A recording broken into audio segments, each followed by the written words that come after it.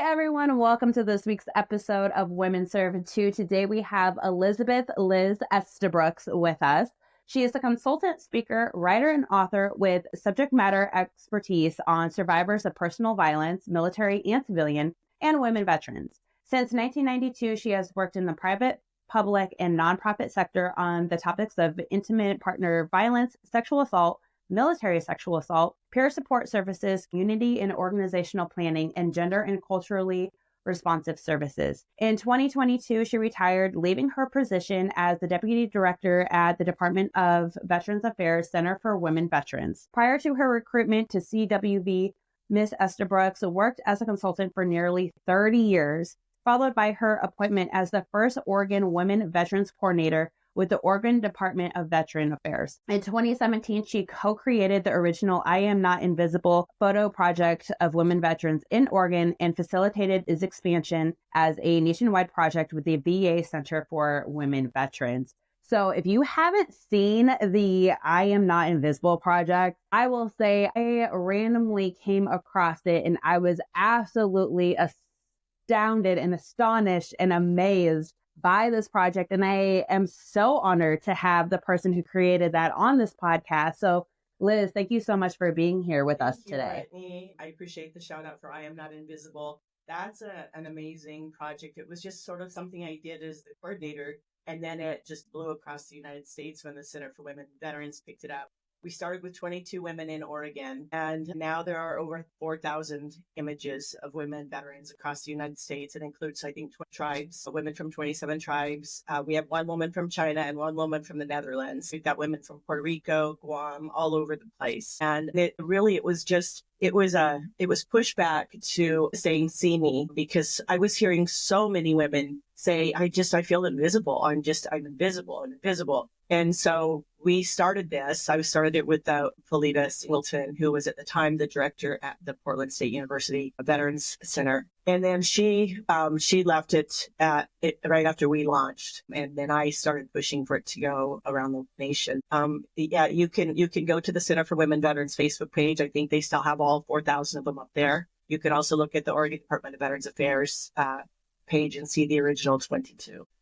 Anyway, that's I Am.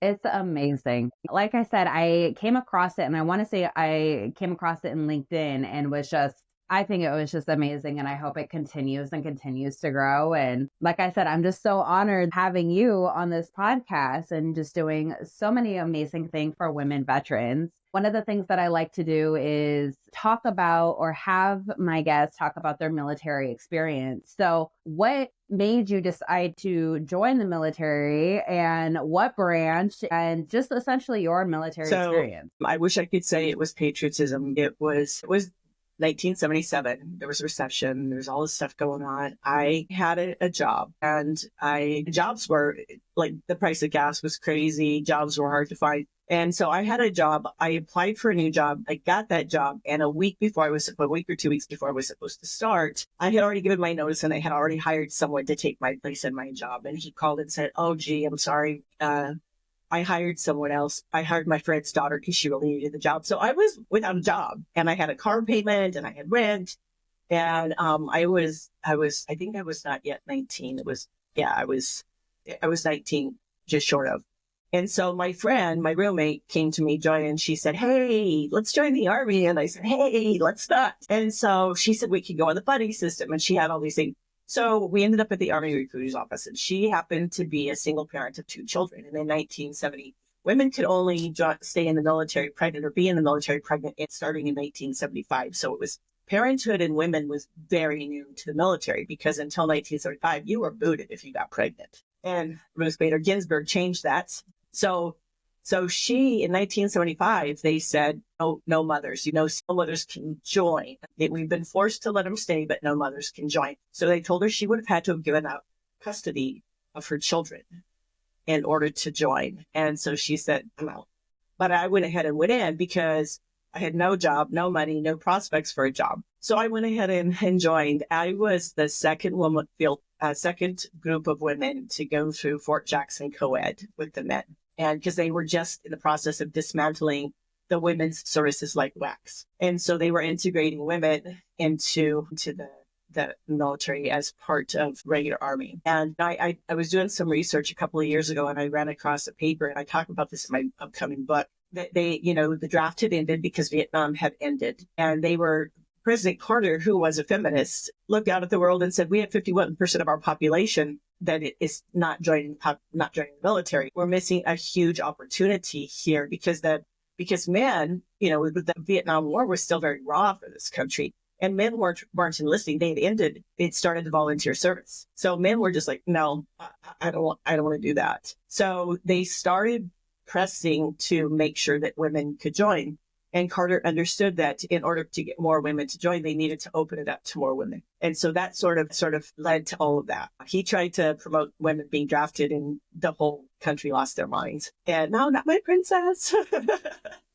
So anyway, I was the second group of women to go through the Fort Jackson co-ed with the men. So we were in a company with, I have a picture, with three platoons of men and one platoon of women.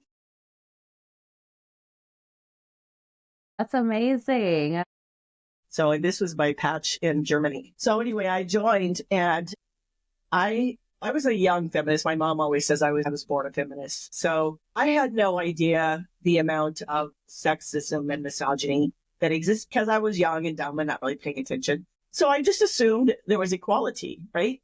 Well, I was wrong. So I go in, we're like, they're yelling at us to get off the bus, and they are doing the thing, we're in our hazard formation because we didn't know what the hell formation was. And the drill sergeant, we were all in our formation, and there were the men and women together. And he said, look to your left, look to your right, look to your front, look to your back.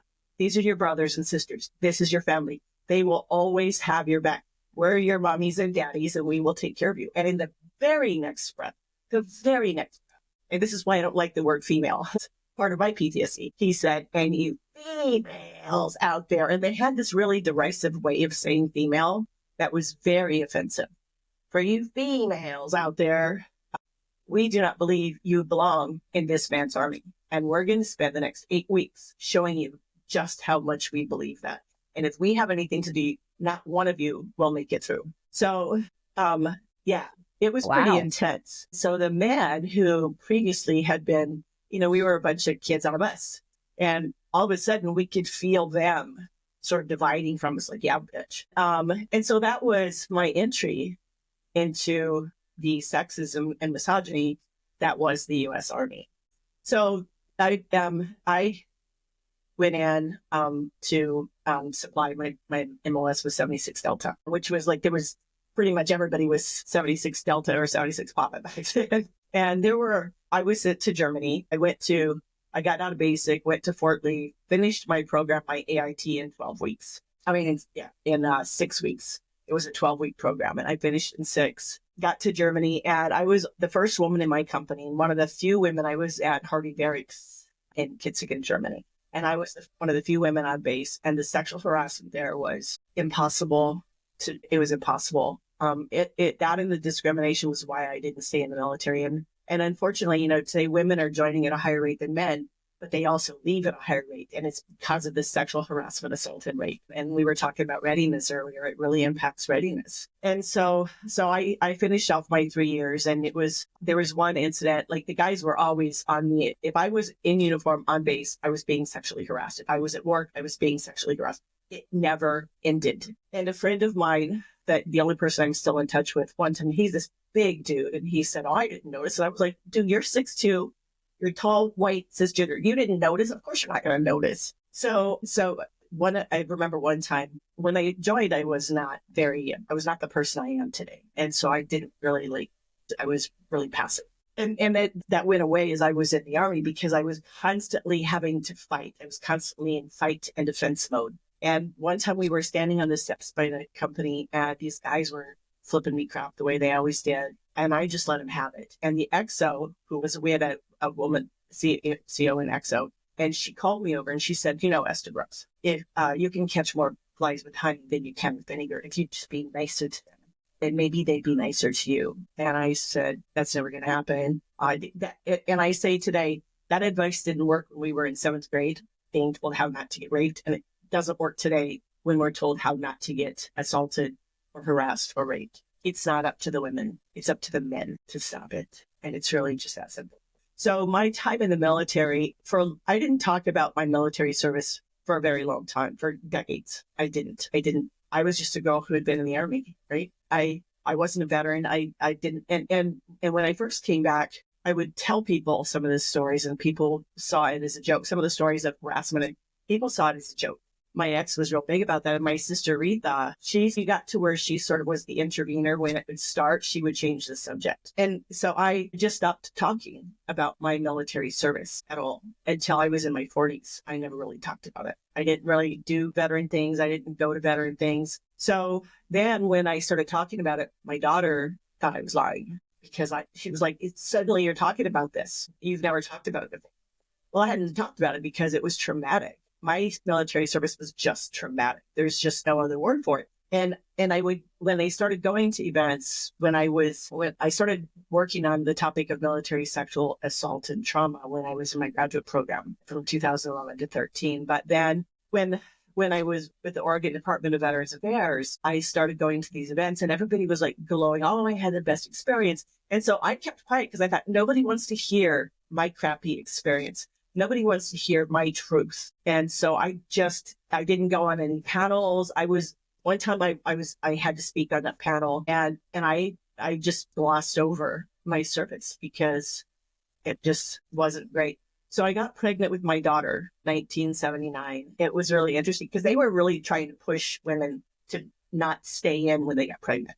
And I was single. And so that I got called up to the CO's office and she had this huge stack of paperwork. And then she had a smaller stack of paperwork. And she pushed the small stack of paperwork towards me and said, sign this and you can be home in 2 days or whatever it was. And I said, I don't think I'm going to sign that. And she pushed it back. We did this back and forth thing for a while. She was like, you hate it here. Just sign it and you can go home. And I said, no, I've thought about this because I knew this was coming. I said, I thought about this and, my daughter will be born. You'll pay for all my medical care, for her medical care, for her first year wellness, for my bills. I'm just going to stay and finish my service. And so she was really pissed off. She was so mad at me. And so then she pushed the giant stack of paperwork to me and said, you have until 1 month. And I was 3 months pregnant at this time.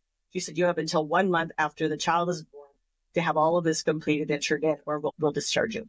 And so I did. And I understand the need for the paperwork. Like it was really interesting. I had to find somebody in Germany. I had to find a daycare provider who would take her 24/7 as necessary. And then that daycare provider, I had to find somebody who would take charge of her to get her back to the United States and deliver her to my mom. So I had to have signed agreements from each of these people. First, I had to find them.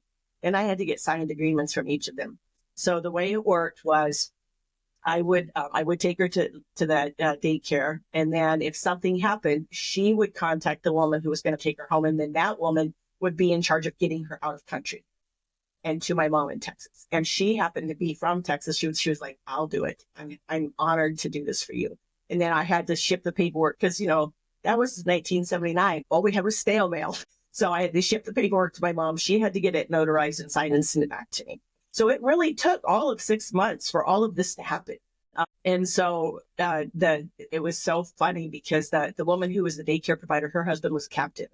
And the woman who was going to get her home, her husband was, I think he was an E8.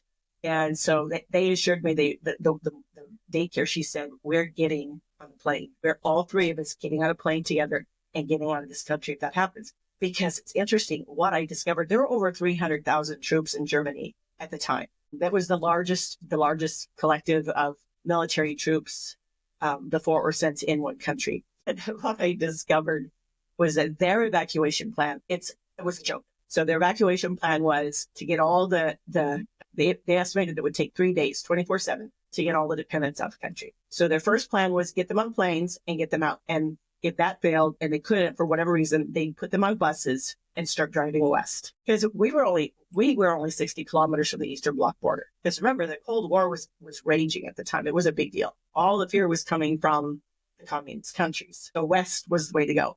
And if the bus thing failed, they would line them up, dependents and children, and start marching them west. That was the evacuation plan out of Germany in 1979. And so the captain's wife, my daycare provider, she was like, we aren't walking nowhere. My husband is getting us out of this country, all of us. It was That's pretty insane. insane. And so that, we had a lot of alerts. And for the listeners who aren't military, that's when you practice like a war, something happened. And you have to get called out in the middle of the night and you stay and you get your weapons. And at the time, we didn't have weapons. We didn't have our gas mask. We had to stand. Now we're 60 kilometers from the Eastern Bloc border, and we're a major supply source for the country for vehicles, tanks, etc. So I forget where I was going with that. Sorry, I'm old. I forget things. So we were doing this process where we had to go and line up for our weapons, and it would take us a good half hour to get our weapon and no ammunition. And then we would go stand in line to get our gas mask, and it would take about another half hour. So by that time, of course, they couldn't bid if they were coming over the border at us. And so our big joke was, great, we've got a weapon. What are we going to do? Hit him with it? Like throw it at him? Like what the hell? And our gas masks did not have working filters. So they were a joke. They didn't get working filters, and they didn't have lenses, like prescription lenses. And so I had really awful vision. So I would walk around blind with a weapon that had no ammunition if I had to put my gas mask on. And when you look back on it, people, when I came out, they were like, thank God we have you all over, have people over there. I was like, I wouldn't get too thankful for that. We had some real issues. Like basically they're just going to run us over. And so a lot of people from today's military are surprised to learn that we didn't have weapons on us. We just didn't. Because it was the Cold War, not a war. So finally, what happened was one day, some kid who went home was talking about the masks. And next thing we knew, some senators or representatives or somebody got in on it. We all had masks that had proper prescription lens and filters. Well, good. I mean, I need contacts too, so I wouldn't be able to do anything. You're not supposed to wear your contacts if there is a chemical thing. So it was kind of a joke. I'm not going to lie. It was. But there was also, and when I think about it, honestly, I did have some moments of fun. I did. But when I was on base, it was hell. When I was on any base, it was hell. And I remember one time we were walking, the three of us, three women, we were walking, and the guys were always like grabbing themselves, making obscene gestures, yelling at us when we were walking. And one time people were like, what about officers? Well, let me tell you how that went down.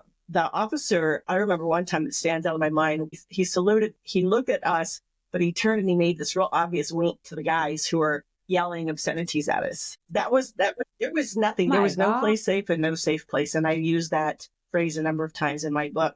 Women were we were on our own. Gosh. Yeah, I have like no words. Like, I don't want to say like, oh, that must have just been like a different culture because that was like 30, 40 years ago. But I mean, people to this day still have constant sexual harassment, or it's don't be a snitch, or you're going to be the unit whore, just whatever. And it's just crazy to hear that an officer who you are supposed to go up through the chain was just kind of brushing it aside. Yeah, it was a mess. And that's why I don't talk a lot about it because, well, I do. Women podcasters want to hear the truth. They want us to talk about what happened to us, but that's about it. So my book is filled. Would you say that's the main reason why you got out then? Is just because of the sexual harassment? It was. Honestly, I probably would have made a career out of it if they had not made it so hard for me to stay. And that's what it was. They made it impossible for me to stay. And then when 6 months before I was to discharge, the lieutenant from battalion commander recruitment office, re-enlistment office, started coming out to our office to talk to me about enlistment. And I said, it's not going to happen, man. It's just like, leave. I'm busy. Don't bother me. And they told me I had to talk to him. And I said, I am not re-enlisting. And so the third time he came out, I'd had it. I'd had it with him not listening, with everything. And I was having a really bad day again. And I just let him have it. I told him I talked about the sexual harassment, about how difficult it was. I talked about the discrimination because at the time too, like a lot of the men that I knew who were re-enlisting, they got bonuses, which weren't big back then. They were getting bonuses. They were able to change their MOS. They were able to go, talk about where they wanted to go. And the recruiter, the second visit, he actually said to me, oh, we don't do that for women. Yeah. Yeah. And so because of discrimination. And so the third time he came out, I just lit on him and said, you know what? I am supposed to be fighting for democracy, and yet there is none for me. So go away. Don't come back ever until you have an offer of $10,000 tax-free cash money bonus and my choice of enlistment stations and my choice of MOSs, get the hell out, don't come back. Because my scores were high enough. My scores were over, my SBAP scores were like 90 something. And when I look at that paper, it basically says she can do whatever she wants because her scores are so high. But they kept me stuck. So when I said that to him, he said, you know, we can't do that. I said, now get the hell out of my office and don't ever come back, because the next time I won't be this nice. And my platoon sergeant got real mad at me, and I said, you know, Sergeant Brown, it's not going to happen. I'm not going to stay in a place that is so hateful towards women and so discriminatory. And how many times have I complained about the way these men treat me, and nothing has ever been done? I know. I'm not going to raise my daughter in this environment, and I'm not going to subject myself to this any longer. Did they ever really come back with a response to that, or they just ignore your? Yeah, there was one time this guy, I was getting, you know, when I talk about like being sexually assaulted, really it was about groping and grabbing with me. It was constant being grabbed everywhere. And one day this guy was getting off. We used to ride a deuce snap because we worked off base at a big AK in a supply yard. And I was getting off the truck, and he grabbed me and from behind. And I took off my cap and I swung it and I clipped him right here with my company insignia. And there was a sergeant who was standing in the company area who saw it and just yelled at me.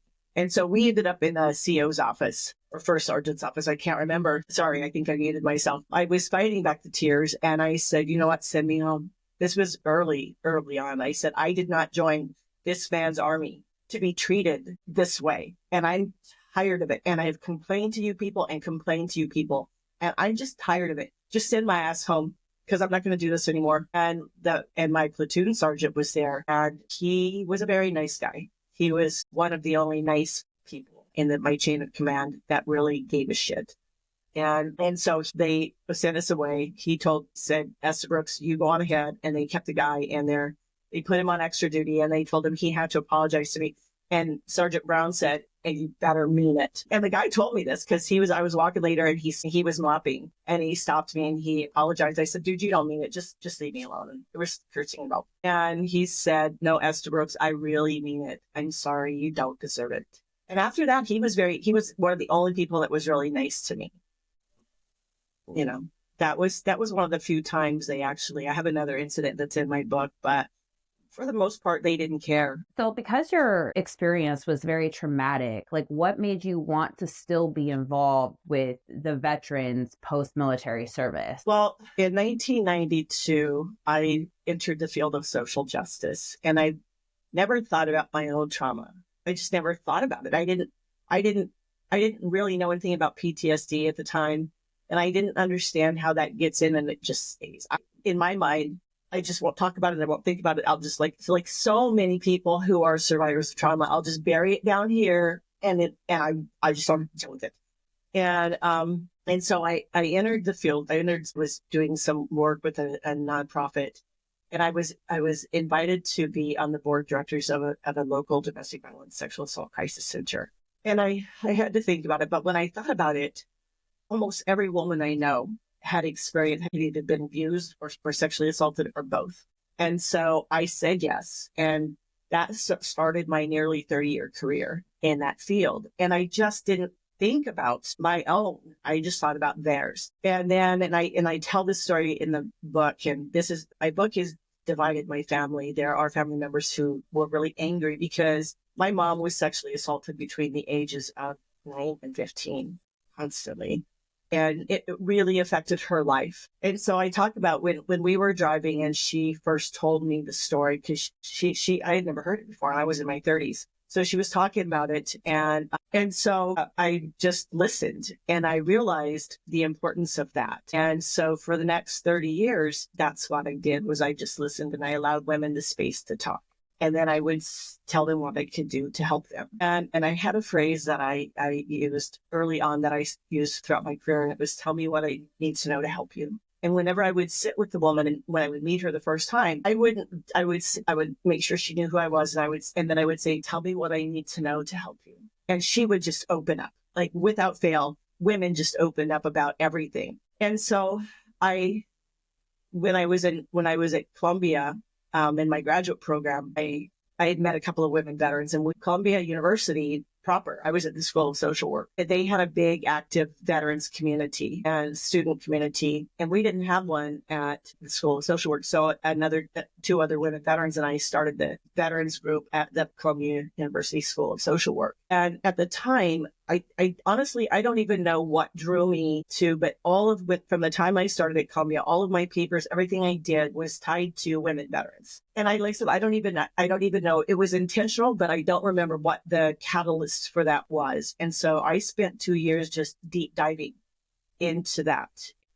And I didn't realize what an impact it had on me until one day I was at the VA. I did my internship for Columbia. I did it in Washington, D.C. at the Social Work Support Services office. And I had to go I had hurt my thumb in a boxing class at Columbia, and it was not getting better. So I went to the VA, and they were doing some physical therapy. And I was sitting in the waiting room, and I can still see the image today. Like, I was here, and then there was there were two men to my left, and there was a man across from me. And then the window for where you checked in was to my right. And is it okay if I curse? Because there's cursing involved. So this dude to the far left of me, I heard him, and when I would go to the VA, because even in 2013, the sexual harassment at VAs was off the chain.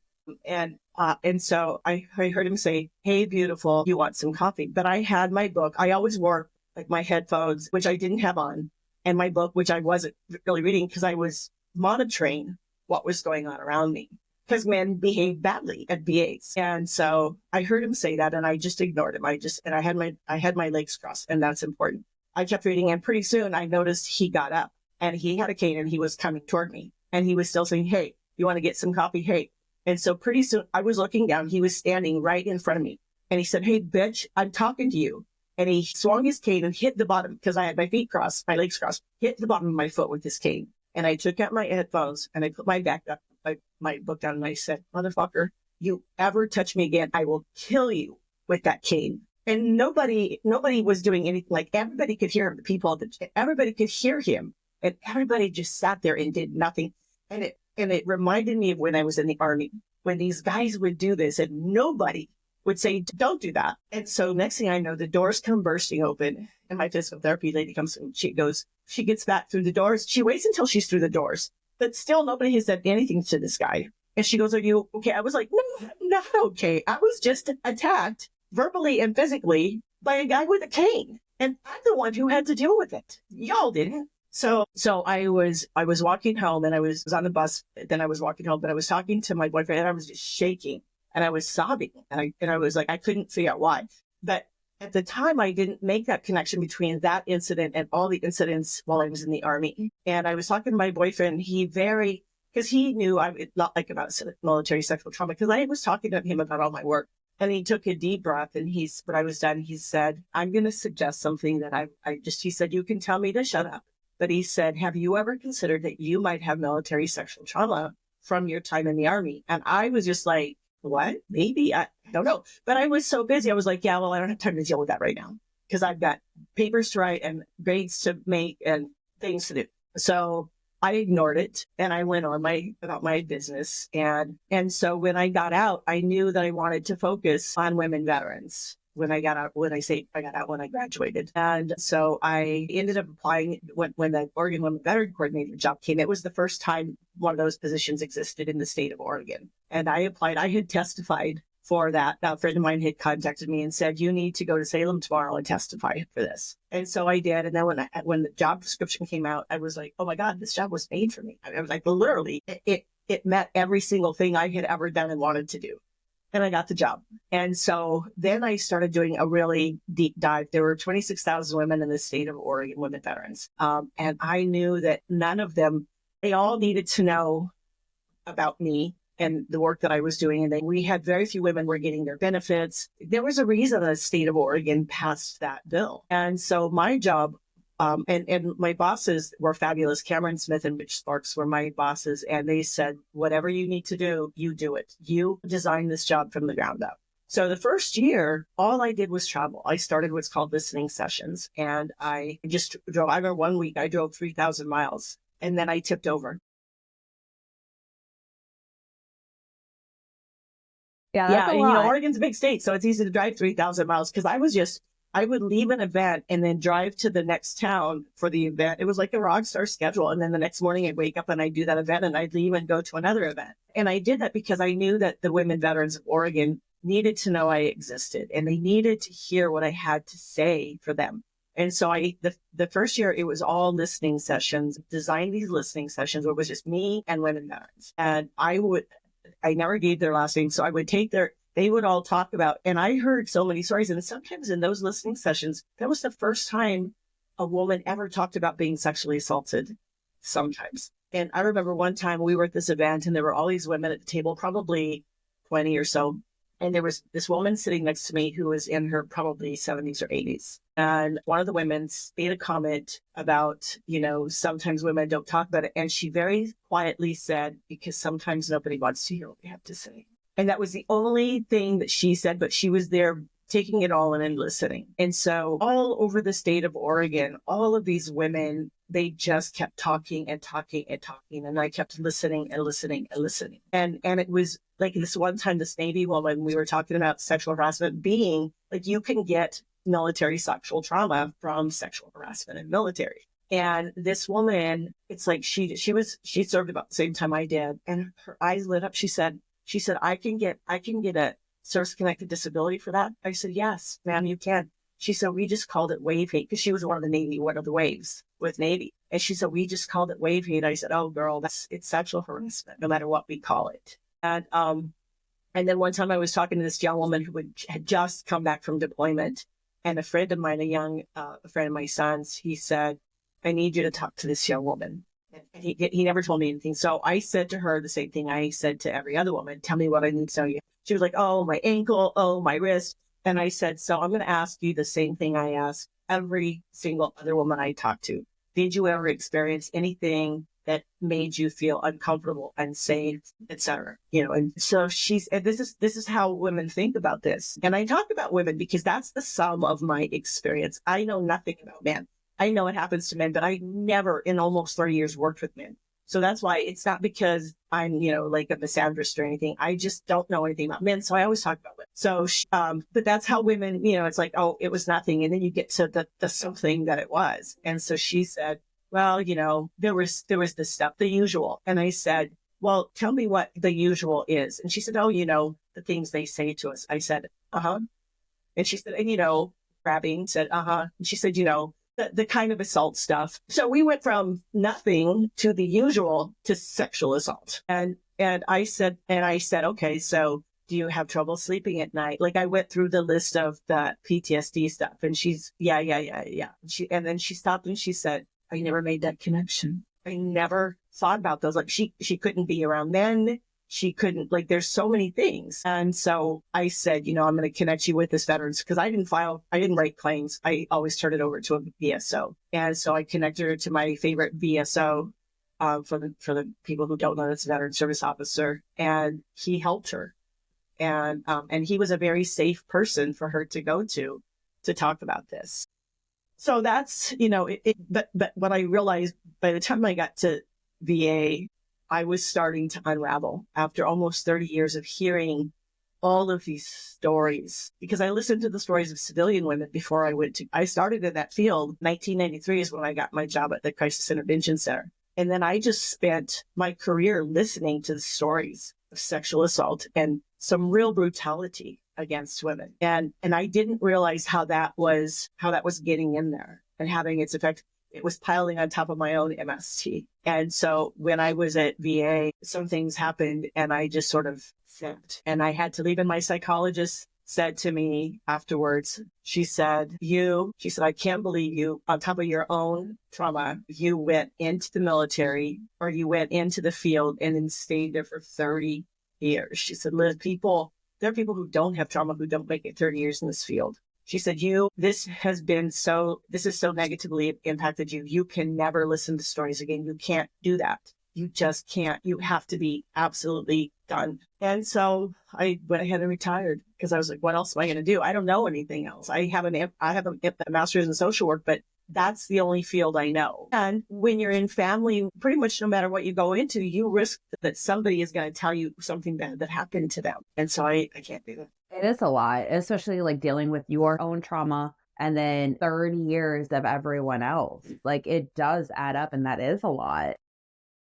So tell us about your book, because you mentioned your book several times. So tell us a little bit about that. My book is titled Broken in the Stronger Places, From Resilience to Resourcefulness. And it's a memoir, but it's also, it's an accounting of my work with women over 30 years and my understanding, my findings as a social worker, what I came to understand about post-traumatic stress. And I talk in the book, I give my story that starts from when I joined the military. I talk about my mom, and I talk about my first times that I saw one of my sisters get hit by her boyfriend when we were young, knocked off her chair. I heard the sounds of my other sister getting abused by her husband. So I had experience with this trauma in my youth and as a young woman, friends. So I talk a little bit about that, but I also, what I then transition into, I talk about how post-traumatic stress, I give all the rundown of what the different therapies, different kinds of definitions of sexual assault and domestic violence, interpersonal violence. And I talk about what I came to understand. So there's an art form called kintsugi, and it's a functional art form. It was developed in Japan hundreds of years ago. And the story is that there was a shogun or an emperor or something who had a favorite vase or picture or something that was broken. And he wanted to have it repaired. And he all the artisans in the land couldn't fix it. And he finally found somebody. And what I did was he used lacquer and gold and fixed it so that it would hold water and the guy could use it. And it's called kintsugi. And you've probably seen the art forms, the pictures of the art forms. And they say that pieces are stronger in those broken places that have been repaired because of the lacquer and the precious metal. And so in the early 90s, the field of mental health adopted that and said that, yes, if you have trauma never goes away, but through therapy, through these different things, you can become stronger in those broken places. And so that's what we've all come to believe is how to look at trauma. You had trauma, you did all the right work, and now you're okay. You're fine. You're just fine. You're okay. You're fine. And so what I came to understand was the weight of re-traumatization that we don't talk about as mental health providers, that we don't give people with trauma space to talk about, that they don't even understand that is a thing. And it's probably going to happen to you. You can be re-triggered. And here's how you're going to feel when that happens. As women, especially, we take in everything. It's our fault. I'm a bad patient. I'm a bad mother. It's me. I suck. That's it. And so when women are being triggered or re-traumatized, they think it's them. It's, because I haven't worked hard enough in my recovery. And so what I came to understand is that we can break in those stronger places. We can, and we do. And that's what happened to me is I had spent 30 years putting lacquer and gold and shoring up my broken places so that I could do my work. So I could go to 4,000 women and say, tell me what I need to know to help you. And I could do it without a tear, without shock, without anything, because I was stuffing that. And then I would put on my nice suit and my makeup that was my lacquer and my gold. And I would say to people, I'm great. I'm good. I'm fine. Thank you very much. I'm fine. Look how good I am. And so the broken and the stronger places is really just helping women who it's validating their experiences. One of the things I say is that we put trauma on a continuum like this being the trauma, this being recovery. My book explores all of this, all of that re-traumatization, what comes after you've been traumatized and then you've done your recovery, you've gone to CBT, you've gone to EMD, you've done all the alphabet soup for healing. But then there's, there's life. This happens. And that's what it's about. And so I talk about just, it's almost 300 pages, but it's really just an exploration of all of that. And I've had some women who said, my God, I thank you. I didn't realize. One woman sent me a message and she said, I had no idea. Like, I thought it was me. She said, I have MST, PTSD. I've done the therapy and I feel like I'm failing therapy because I just can't get right. But, we don't think of trauma. Like, I was thinking about it yesterday, even for myself, since I left my job, my 30 years in the field and then my job. And then with this book and the division of my family, I'm not talking to to that family, those family members. They've pulled away from me. And with some of them, I was okay because I was like, there was a lot of stuff. But since for the last few years, it's just been trauma on top of trauma. So when I was one of the reasons I snapped at the VA, my sister died in October 21. And then in May 21, somebody that I cherish was sexually assaulted. And then in June, my mom died. And then in August, I heard one of the most brutal stories of assault I had heard in my career. And it undid me. With all of that, it undid me. So, and then after I left the job, my dog died, my best friend from high school. So and then at the same time that my dog and my best friend died, all of this shit happened with my family. And that lasted from like October to February. People just stopped talking to me from October to February. They just pulled away from me. And so I was thinking about it the other day and I thought, shit, I have not been out of trauma for 32 years. Like it's been one thing after another that has re-triggered me because it just continues to feel like there's no place safe and no safe place. There are so few people that I have two sisters who have embraced me since the division happened. Were it not for them, I don't know where I would be in my life because that trauma and the incident that happened last February it almost undid me. With the person who stopped talking to me last February was nearly my undoing. So that constant re-traumatization, constant re-triggering can just keep hammering and chiseling away at those broken places. And so all of those stronger, it doesn't matter that you worked for 40 years to build up your stronger places, they can break. And that's really, the book is not just for women veterans or for women who are survivors, non-veterans. It's for anybody who has a family member, anybody who works in the field, anybody who's in medicine, anybody who who crosses paths with somebody. Let's not assume that they're all okay. Even if they've had therapy, used to be you went into therapy and you just stayed forever. And now with insurance and even the VA, you go for like 6 or 8 weeks and then you're done. It's like, you're okay. We took care of you. Yay. Bye. So that's really what the book is about. Dang, girl, you're telling me about this 2021 year. I'm like, oh my gosh, I probably would have broke. So I know you wrote this book for others, but was this kind of like a healing process for you? It was. Thank you for asking that. When I left the VA, I was a mess. Oh my gosh, Brittinie, I was such a mess. And I actually walked out during a virtual meeting. I hit leave meeting and never went back because it was just something inside of me just snapped. And so all I knew I had to leave. I had a condo in Virginia. I was working out of DC and all I knew was I had to get out. I had to leave.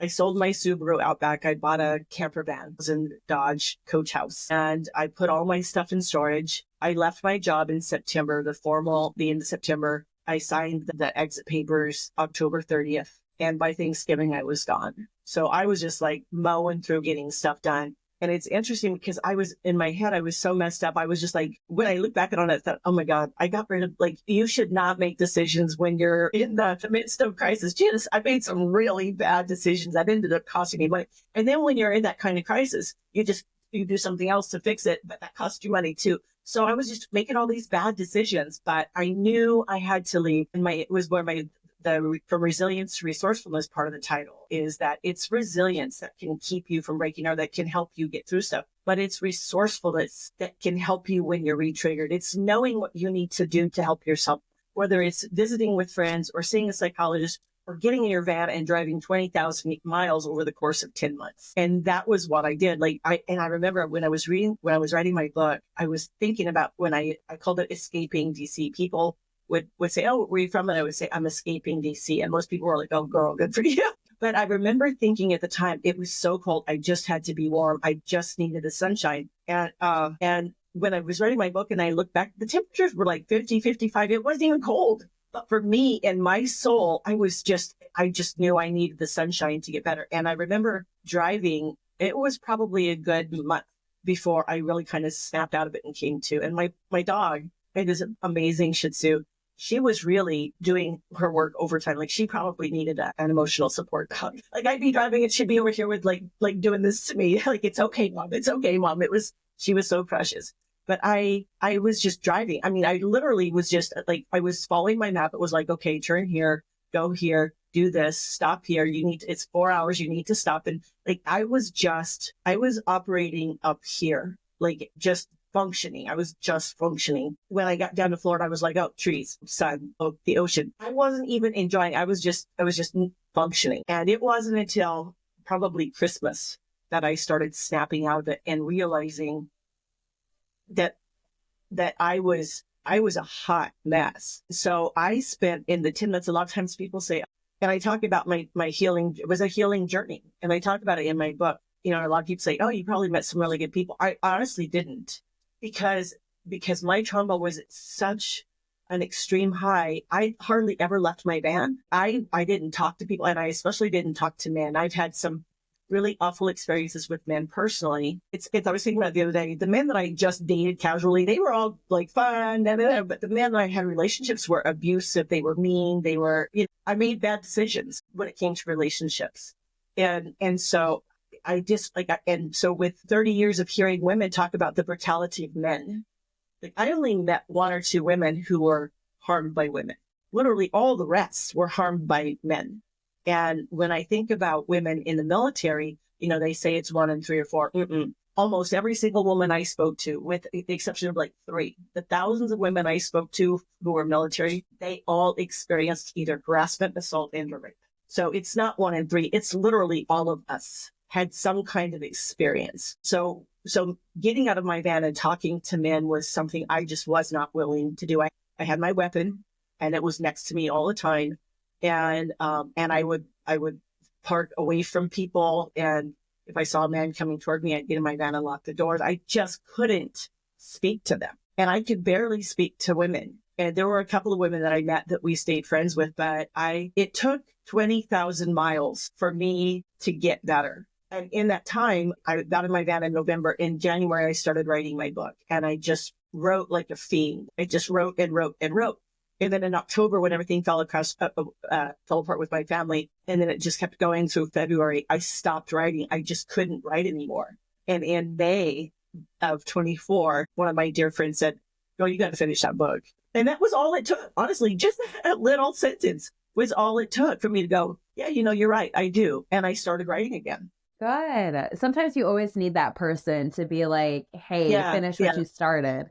And just to give you Yeah. that And little she was it. boost. And so it was an incredibly healing journey. And she was the one who also said to me, that was your resourcefulness. That was your way of getting better. You knew inside of you, you knew inherently that you had to escape from everything and just drive. And so that's what I did. I went when Beyonce died, and I stayed. I'm going to assume that's your Her name dog. was Beyonce. Yeah, I fell apart again. And thank God I was at in Kentucky. There's a women veterans group, wonderful, wonderful group of women called Lady Veterans Connect. And I happened to be visiting them. And thank God, because had I been alone on the road when that happened, Brittinie, I have no idea what would happen to me. They were a blessing, those women. And so when I finally snapped out of it, I realized I couldn't. My plan was to go. The only place I hadn't been was to that northeast corner. So I was supposed to go to Ohio and visit a friend, and then go up to the northeast. And my plan was to be there for when the leaves changed. But I knew I couldn't get in the van and drive without her. And so I sold my van. I said, I'm done, and I ended my road trip. But then I bought a Jeep, and then I continued to travel until I came back to Oregon in February or March of 2024. Gosh, that's crazy. It almost kind of reminds me of Forrest Gump, where he Yeah. just keeps running, and then he's just like, okay, I'm done. Yeah, I hadn't thought about that, but you're right. I just kept running. I just kept driving. And so when I got done and realized I had driven 20,000 miles in 10 months, I was like, damn. I'm so glad you embarked on that journey, though, to help with your healing, and then you writing this book. I know the book is coming out soon. March When is the book 18th. coming out? So I'm going to do a book tour. It comes out the 18th, and then I leave for my book tour on the 22nd or 3rd. I push for the 22nd, but I think realistically it's not going to be until the 23rd. But I'm going to do a book tour. So it's a loop. So from April through May, my first stop is in Indianapolis, and then Boston, then Hackensack, New Jersey. Do you know who Lucy Delgado is? She did a review for me, and she's an advocate in New Jersey, a women veterans advocate.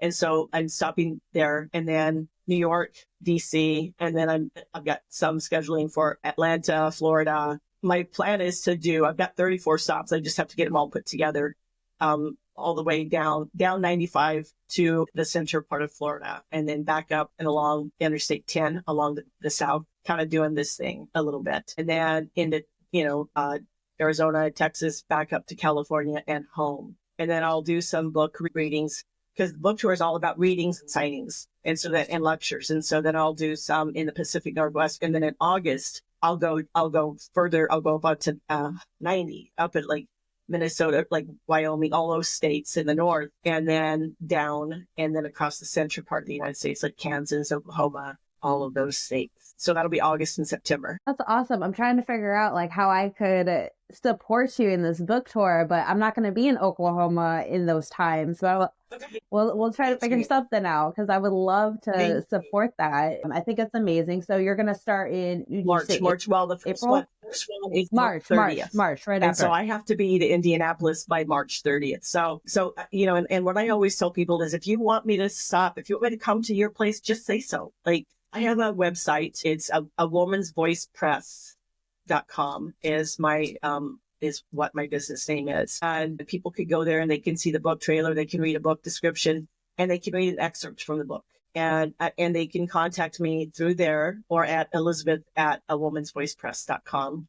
And we can arrange for a book tour. And I think I put the link for my book tour. I'll have to check with my web manager. I don't remember if I put the link for my book tour on there or not, but I will make sure I get that done. So if anyone wants me to stop, and it's not just for women veterans, I encourage people. I have an upcoming podcast with Through the Eyes of a Survivor, which is a national organization for women who are survivors of interpersonal violence. And so it's really the book readings. It doesn't just have to be a women veterans group. It can be anybody that wants to come, that wants to put it together. I'm happy to do that. And is that how people could get into contact with you about like hosting an event?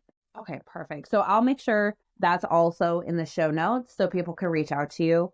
You did give me your LinkedIn, your Facebook, and then you're also a writer for Medium.com. Yeah, I have some articles. I have my own. It's just the Medium.com/Elizabeth Estabrooks. So, what way do you prefer to be reached out to? So say if someone wanted to like contact you or connect with you. They can fill out the contact form on the website, or they can just send me an email directly at my Elizabeth at a womansvoicepress.com email. And we can go from there. That's awesome. I'm so excited for your book. I'm definitely going to get one. I would prefer a autographed copy. That happens. Yes. I think that is so amazing. And I think it's going to help so many women, and just not even just women. I know you said you primarily worked with women. Yes, this has also happens to men. So, regardless of who you are, if you have dealt with trauma, please consider reading this book, because I think it's going to genuinely help so many people kind of realize and self-reflect on their trauma and ways to progress and process. Like you mentioned before, it doesn't really go away, but we can learn how to cope with certain things. Well, and I will say too, what I did was at the end of the book, added, there's some things. So if you have a business, if you have an organization that you lead or that you're involved in, or you're a medical provider, there's lists on how to do things that work with people who are in trauma, how to make your environment more friendly, to how to, how do you build a trauma-free workplace? What does trauma-informed mean? I mean, that's a catchphrase we've heard so many times. But one of the things I found, I was teaching a class, and I found out, they said, one student bravely said, would you please tell us what trauma-informed care means? And they were in a class where they should have known that. And I said, did you not get this lesson? And they said, No, they give us information on trauma-informed care, but they don't tell us what that means or what it looks like. Yeah. And so I put a whole thing on building a safe workplace, building a trauma-informed workplace. What does trauma-informed care mean or look like? And it doesn't cost you money. For instance, if you work at a hospital where you have to check in a woman, instead of just coming at her, say, I need to touch you. Is that okay? Like, that's trauma-informed care. It's really that simple. Mm-hmm. You know, there's actually, I'm going to physical therapy school right now. And that's actually one of the main things is asking for consent, because you don't know. And especially with physical therapy, sometimes you have to touch certain areas and be like, hey, I'm going to have to touch your chest. Do I have your permission, or can I do this? And it really is, because you don't know who could be traumatized by certain touches. So yeah, that's definitely, I know with my university, they're making sure that our healthcare professionals are trying to ask constantly for consent. That's wonderful. I'm glad they're integrating that into the curriculum. And there was something else I was going to say. Oh, and you saying, tell me what I need to know to help you, I think is such a powerful statement that I was like, oh, I'm going to use that all the time now. Like, I think that's perfect to get people to tell you and to open up. It's a great way to start the conversation. Feel free to use it. It's kind of a magical phrase, because a lot of times people have never shared anything about their trauma with anyone ever, even their partner or spouse. And so you've just told them that you're a safe person that they can talk to. And that where I went from that is I would say that. And then almost never, I would say to them, if I interrupt you, it's because I want to make sure I get it right. I didn't use a computer. One of the things I heard from women consistently was the doctor's not listening to me. They're staring at the computer. Well, the doctors are staring at the computer taking notes. So what I did was I had a ton of yellow legal pads and pens, and I would just write. And I would tell them, I'm going to write down what you're telling me because it's going to help me. And it will only interrupt you if I have to get clarification or something. And then they would just talk. That active listening plays like a huge part. And then that person also realizes that you're paying attention and you're actively listening. So I think that's like such a good idea. And then another thing too is how you worded that, like, tell me what I need to know to help you. If someone wants to omit something, they can, because you're giving them that safe place. I'm going to start using it all the time now. Like, I think it's so perfect. Like, it almost like was like a light bulb that went off when you said that. Good. Well, I'm glad I helped you with that. So yeah, feel free. It's just wonderful, magical tool. One of my sisters asked me eons ago, she said, how do you listen to these stories and not cry? And I said, because it's not my turn. It's their turn to cry. And if I start crying, and I figured that out when my mom told me this story, I just knew instinctively that if I started crying when my mom was talking, she would shut up. And it's especially important for women, because women don't want to hurt. If I think I'm hurting you, I'm going to back off from whatever it is I'm doing, because I don't want to hurt you. I don't want to hurt your feelings. I don't want to hurt your heart. I don't want to hurt you. So I'm going to shut up. And so I just instinctively understood that if I cried, they were going to stop. And I always had women apologize. I'm sorry. I didn't mean, I'm sorry.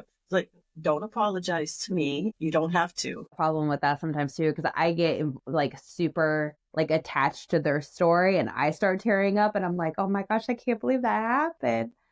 And I don't know if I recommend it, because after 30 years of not crying on purpose, I realized, like, when I found out that the young woman that I cherished had been sexually assaulted, I didn't cry. I was so flatlined.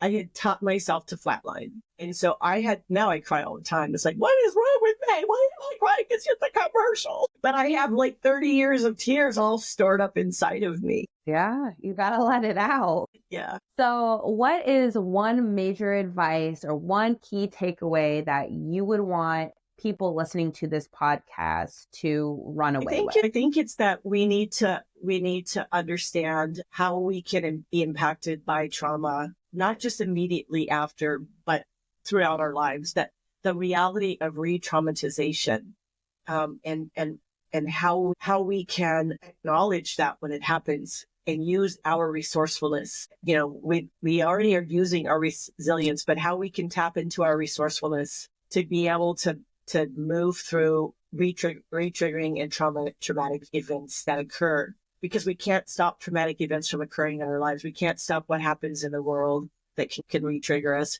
We can't stop so many different things, but we can learn how we can train ourselves and learn how do we deal with that when it happens, when it comes.